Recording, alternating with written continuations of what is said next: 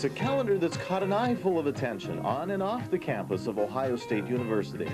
12 glossy photos, all featuring male OSU students. And who do you suppose put this all together? Some slick Madison Avenue publishing firm, perhaps? Get some apple butter for Dad, okay? Meet the publishing company, Evelyn Moore, a housewife from suburban Groveport. She spends most of her time taking care of her family, but several months ago, on a whim, she decided to take on an even bigger challenge, to produce the first all-male OSU calendar.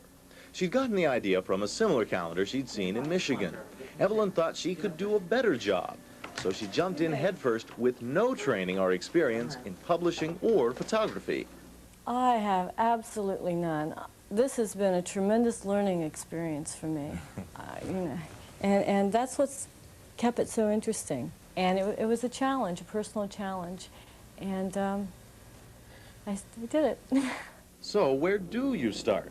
Evelyn and a camera-toting friend plunged into the campus area, stopping men and, well, asking if they were interested. Excuse me a moment. Hi, my name's Evelyn Moore, and I'm the producer of the Men of OSU 1983 calendar. And you look like you'd photograph well, so I had to come over and talk to you. Some people thought it was a joke. Some people were really complimented, and some people just didn't know what to think.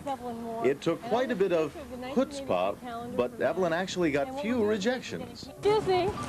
Hi, my name's Evelyn Moore, and I'm the producer of the Men of OSU calendar for 1983. We saw you across the street, and we thought you looked like you'd photograph very nicely. And you look like you'd photograph very nicely. I really don't. You never know. If you have a good photographer, I think so. Walking up the street there, I could tell that you photographed very nicely. In the beginning, I was simply looking for someone who had a certain amount of personal charisma and a person who seemed to have a good-natured personality. And I also wanted to get all different types of people to appeal to a wide range. I didn't want the calendar to be just a catalog or a calendar of what I like, because my taste might be very limited. After weeks of searching, Evelyn had compiled more than 60 snapshots and personality sketches of likely candidates. How to pick the 12 best? Easy. Ask other women. Evelyn took the photos everywhere with her, to places like Hair Hunter's Beauty Salon, where she asked everyone, both employees and customers, to rate the men on a scale of 1 to 10. It seems that the judges had the most fun in this contest. Boy, you can lift my weights in it. Look at this one. Gosh, I'm going to have to start taking classes. Now, this is my old baby. Do you guys see this one? Boy, he is cute. Yeah, he's handsome.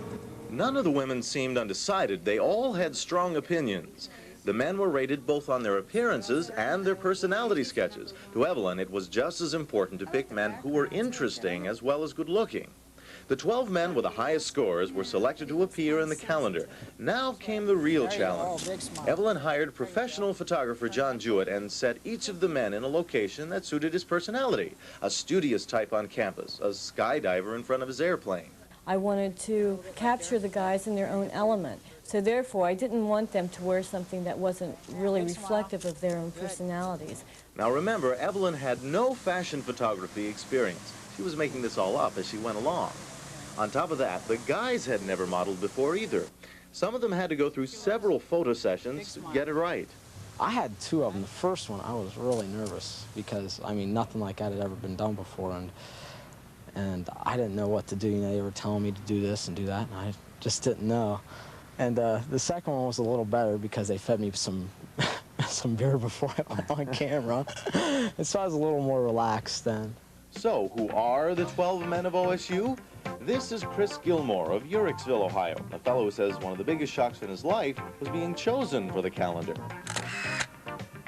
Ken Goodson of Xenia, Ohio. He works part-time as a bartender and is an expert Frisbee player.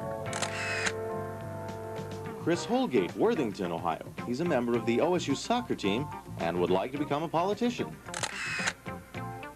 Sal Drago, a native of Palermo, Sicily, who grew up in New York City. He's also a soccer player. Earl Webb from Elyria, Ohio. He's considered to be the most outgoing of the bunch.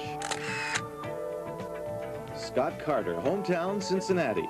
Wants to be a chemical engineer, but his greatest love is swimming. Mark Jacobs of Columbus. Mark is studying to be a lawyer. Clark Backus from Maitland, Florida, an inside linebacker for the Ohio State Buckeyes. He, too, wants to become a lawyer. Greg Davis of Oyster Bay, New York. He's a member of the OSU karate team. Dan Brodsky-Chenfield from Columbus. Dan is a skydiving instructor and pilot. His major, naturally, is aviation. Frank Ciotti of Euclid, Ohio, is a computer engineer and weightlifter. And Michael Grundon from Bryan, Ohio. He likes to ride motorcycles and hopes one day to ride one to Alaska.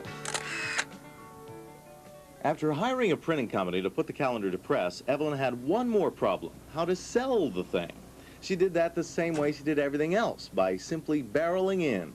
Calendars in hand, she buttonholed bookstore managers all over town, and it worked. She called newspaper and TV reporters and set up her own publicity campaign.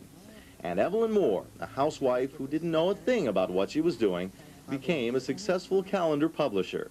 I just have an overall warm feeling because I really know that I've gone out and I've made myself 12 wonderful friends.